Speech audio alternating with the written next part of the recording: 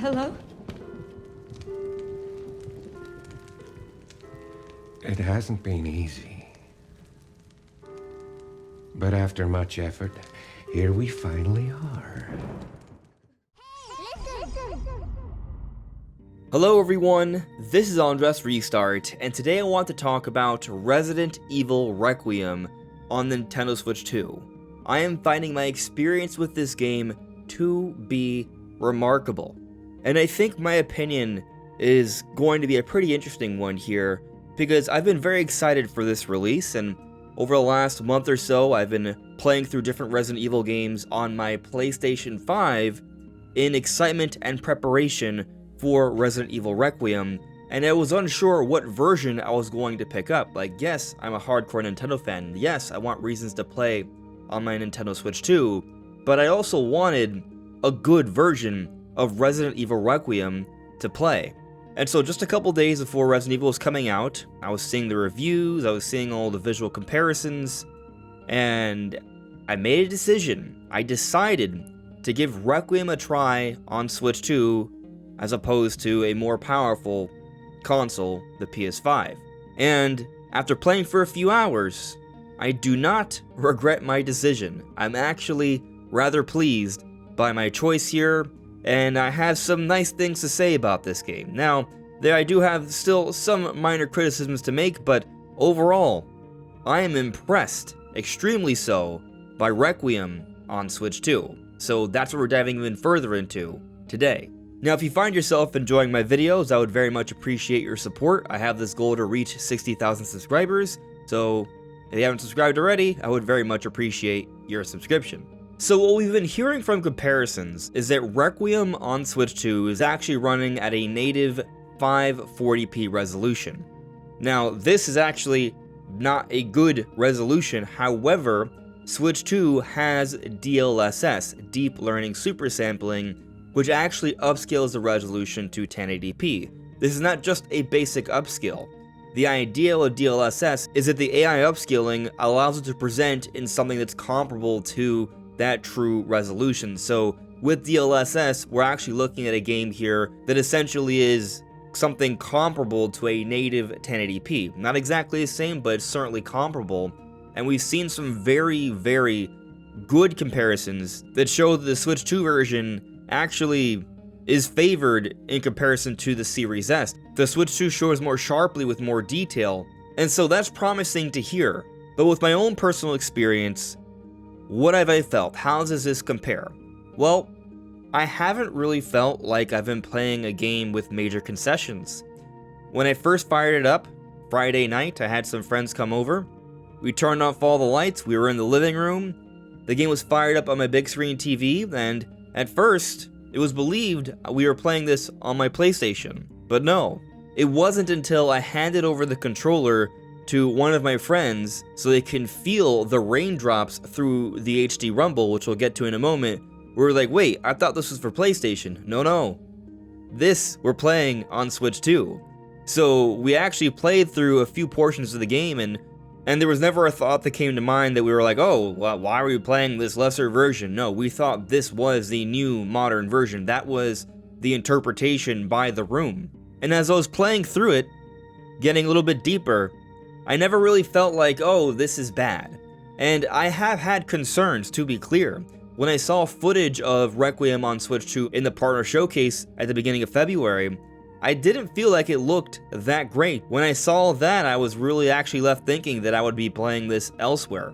The game didn't look sharp enough to me then. I saw a lot of aliasing, I saw the hair, which did not look that great. But now that I have the Switch 2 version in my hands, now that I've actually been playing it, I don't feel like that's an issue, at least not when I'm playing in the living room, when I'm a few feet back from the TV.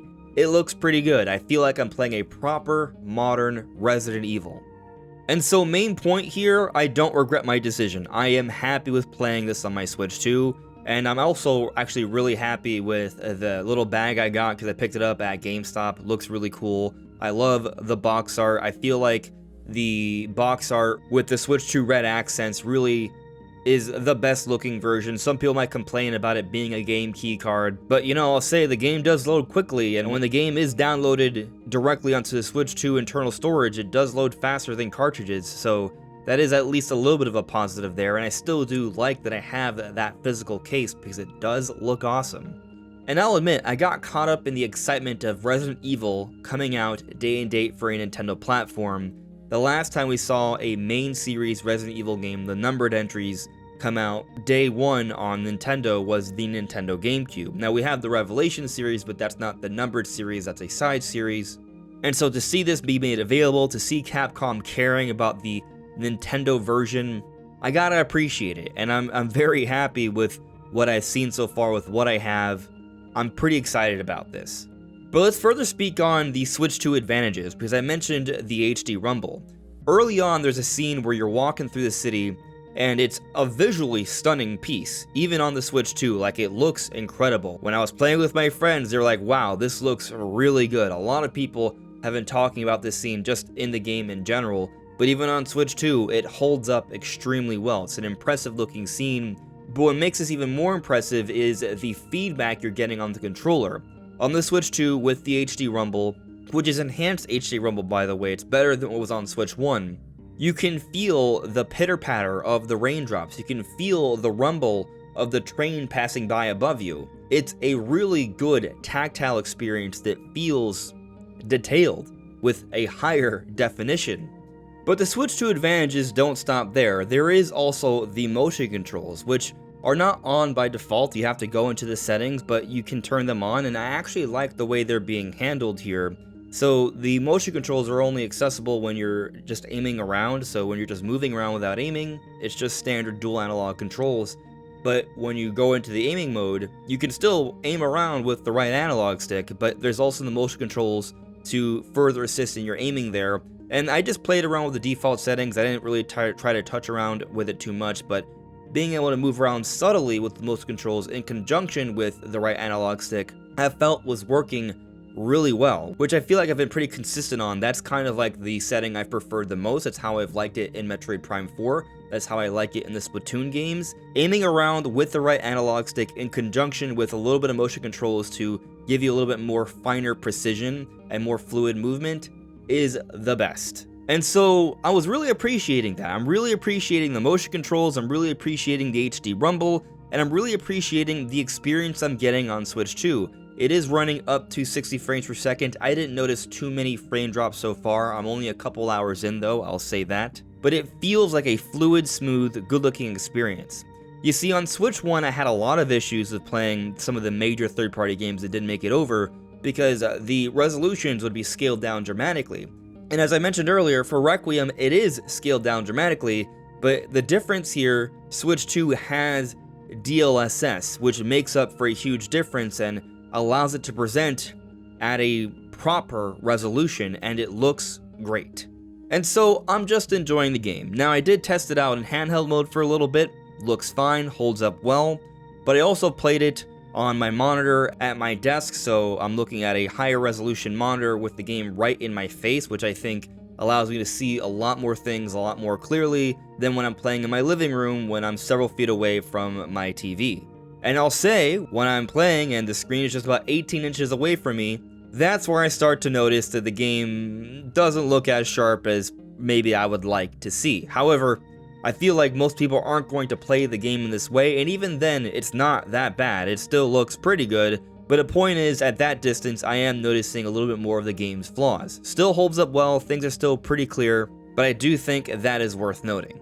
And as for the hair, the issues I have with the hair are actually a little bit more noticeable when I am closer up to the screen, but in handheld mode, when I'm sitting back in my living room, it wasn't really much of an issue. I actually was starting to think it actually looked kind of fine, which, yeah, that was definitely not my thoughts a month ago, but now I feel pretty okay with it. So I'm happy with the Switch 2 version, ultimately.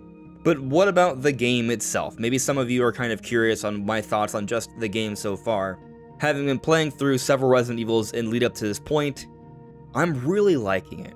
I really like the hospital. I'm getting kind of like the mansion vibes, or the police station vibes. I really like exploring around this environment, trying to sneak around very quietly, being more strategic, paying attention to the zombies' behaviors. These are new elements that have been added to the game, and so there's more nuance here. There's more thought you have to put into how you go about doing things. But that whole gameplay loop of exploring around, finding certain puzzle pieces and connecting them, and you getting those aha moments and going back and forth, figuring it out, finding different connecting paths, that's all there. It all feels fantastic. And from the little bit I've played of the Leon campaign so far, because there are 2 different campaigns intertwined with each other. You're playing as Grace Ashcroft, the girl, and these are the slower paced, scarier moments, which I've been really enjoying.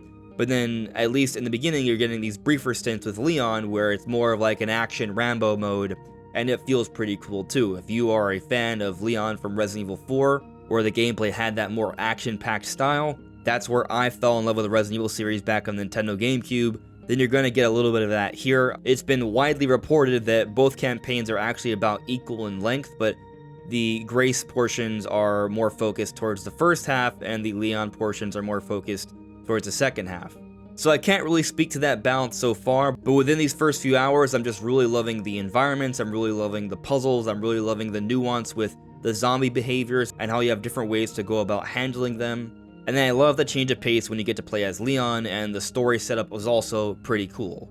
So basically, I am loving this game. I am very happy with this. If you're a longtime Resident Evil fan, I think you'll be very happy with this, at least for the first few hours. And if you're a newcomer, well, I feel like this one's still pretty easy to get into even if you don't have any prior knowledge. You might appreciate a few more things and details if you've played prior games, but I also think you could just jump into this one and it'll be totally fine. You'll still really enjoy the game, but maybe after you play this one, you'll want to go back and revisit other Resident Evils, and you'll start to see some of those connections and you'll have those aha moments. So I'm pretty excited about this, and I think an experience like this on Switch 2 bodes really well for the future. High-profile AAA games coming out day and date, the same day as other platforms.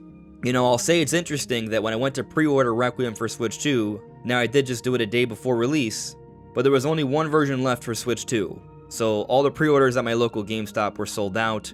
When I got there the next day, I didn't even get there immediately at opening, there was still a decent line. This game's very popular, even on Switch 2, and I think that bodes really well for the future of third-party support on the Switch 2, which is very exciting. This console is looking to be a great success.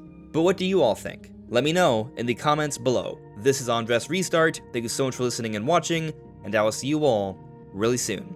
Take care. Bye.